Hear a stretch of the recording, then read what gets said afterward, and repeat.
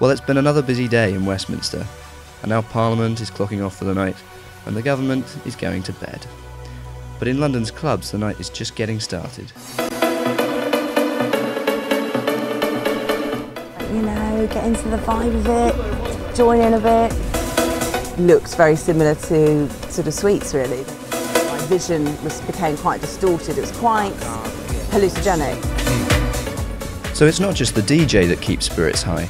Club drugs that mimic the effects of illegal drugs like ecstasy are being used across the capital, but with one important difference. These pills are legal. Legal highs have been around for a long while, but in recent years they've become increasingly effective and prevalent. I was at a music festival and they were for sale, quite sort of readily available really, and sort of, actually I remember it being the place they sold tea and coffee. Their rise in the UK is a story about time. It takes time for the government to come up with new legislation, and it's time which gives the underground chemists the opportunity to develop new legal highs.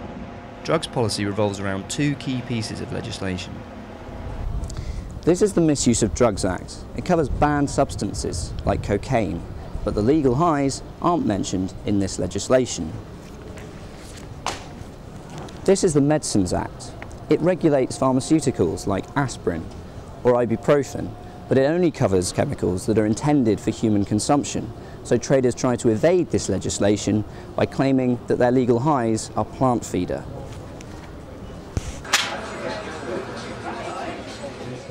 The medical regulation agencies say, you know, if it's got a psychoactive effect, as far as we're concerned, it's a medicine, end of story. So therefore it needs to be licensed, and if you don't get a license, we'll track you down and send you to court. Although that's not much of a reality because they've only got a handful of inspectors. So to outlaw the current contingent of legal highs, the government would have to control the relevant chemicals under the Misuse of Drugs Act. Delays create loopholes, and these are the gaps in the net which many club drugs are now falling through. Camden. It's one of the places now doing a roaring trade in the drugs that exploit a slow government response. I tried to discuss this with local dealers, but they didn't want to talk about it. So I've just been off camera to buy this for £10. You can see on the back that it describes itself as plant feeder, but this is very profitable fertiliser indeed. Experts estimate that this might have cost only 20p to manufacture, but that's a 5,000% markup. John Ramsey monitors drugs in the UK. I asked him how the latest legal high craze began. But BZP opened the floodgates. I mean, this really resulted in compounds being sold in high street shops, which had never happened before. BZP is the active ingredient in a range of legal alternatives to ecstasy. When it got here from New Zealand at the end of the 90s, it came with a health warning. Side effects were said to range from heart palpitations to seizures. I can't say my experience was wholly a good one, but maybe that might be something to do with the fact that I don't do drugs, and so therefore maybe I wasn't expecting the experience to be quite so intense. But yeah, I suffered from quite strong heart palpitations. That sort of sense of paranoia and nervousness was quite strong. This report from the European Monitoring Centre for Drugs and Drug Addiction drew some of this evidence together, and amid fears about the dangers of the drug, the EU decided to act. In March 2008, the EU called on member states to impose effective legal controls on BZP within a year. So the UK government was obliged to control BZP. Within 12 months? Within 12 months, yes, and that 12 months is almost up. But I think BZP is close to being controlled in the UK as we speak. And are the government going to make the deadline? I don't know. I don't know. You'll have to speak to them about that. They're not going to make the deadline.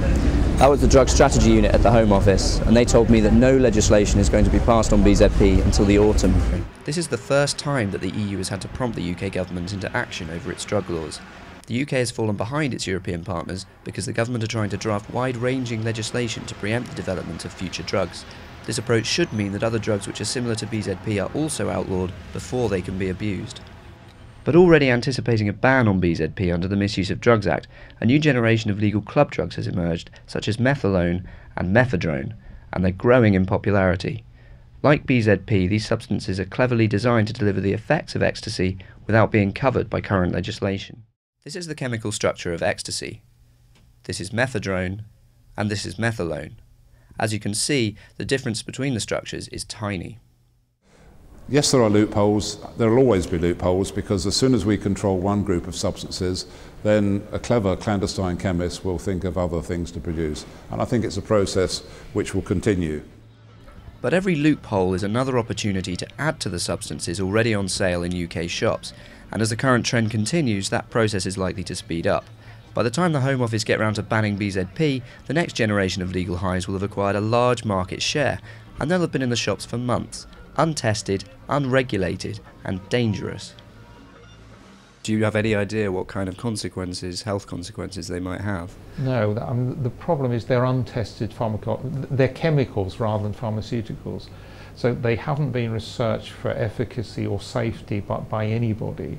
And although the modifications to the molecules are quite small, they can have profound effects. And the effects could be completely unpredictable. So there's a real risk that people taking these things might be exposing themselves to dangers which we can't foresee. I thought, okay, this is obviously safe because it's not illegal. It's it's sold next to the Kit Kat, so it can't be, dangerous.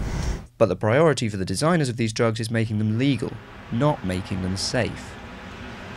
We asked the government why they found it so difficult to come up with a speedy response to these new substances, but they failed to get back to us in time.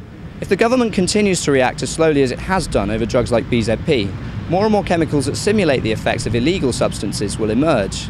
So the risks associated with this new generation of legal highs will be multiplied until the government changes its approach.